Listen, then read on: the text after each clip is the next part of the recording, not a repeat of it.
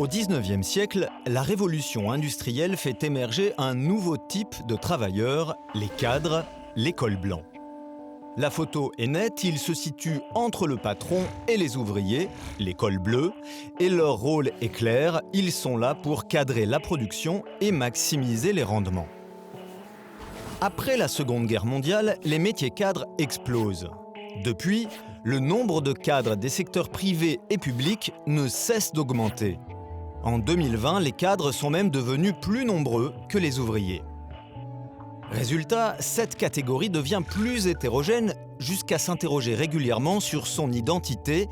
La photo devient floue, ce n'est en effet pas la même chose d'être cadre d'un grand groupe ou d'une PME, de travailler à la défense ou dans un magasin.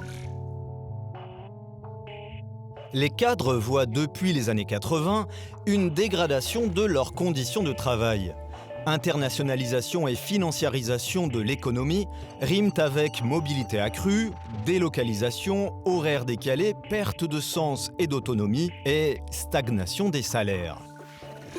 Outils numériques et télétravail riment avec collectifs de travail fragmentés, déshumanisation, droit à la déconnexion trop souvent illusoire.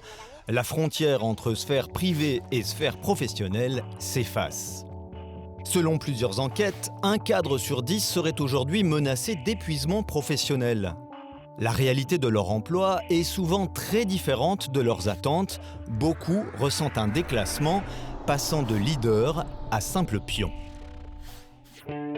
Pour FO, les ingénieurs et cadres du privé et du public sont des salariés comme les autres, avec leurs propres revendications et attentes. Mais trop souvent, ils ne sont pas très ouverts au syndicalisme. L'engagement syndical est encore perçu comme une remise en cause de la relation de confiance, de la loyauté envers l'employeur.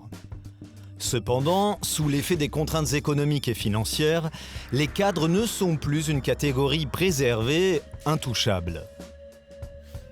Leur vie professionnelle peut être jalonnée, comme pour tout un chacun, d'épreuves professionnelles, comme un conflit, un licenciement, une période de chômage, ou d'épreuves personnelles, comme le décès d'un proche ou une maladie grave. Un syndicat compétent s'avère alors précieux, comme dans cette entreprise du CAC 40, où une élue FO au comité central d'entreprise a construit avec sa section une application permettant de calculer les conséquences directes pour les salariés des mesures avancées par la direction.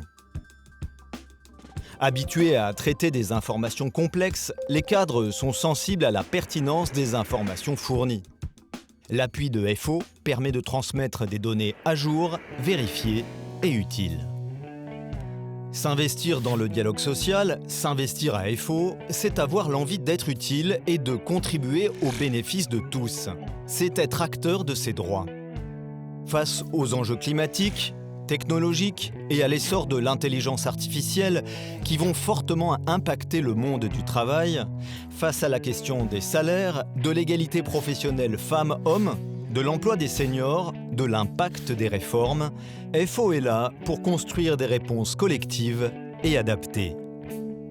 N'hésitez plus, adhérez à FO.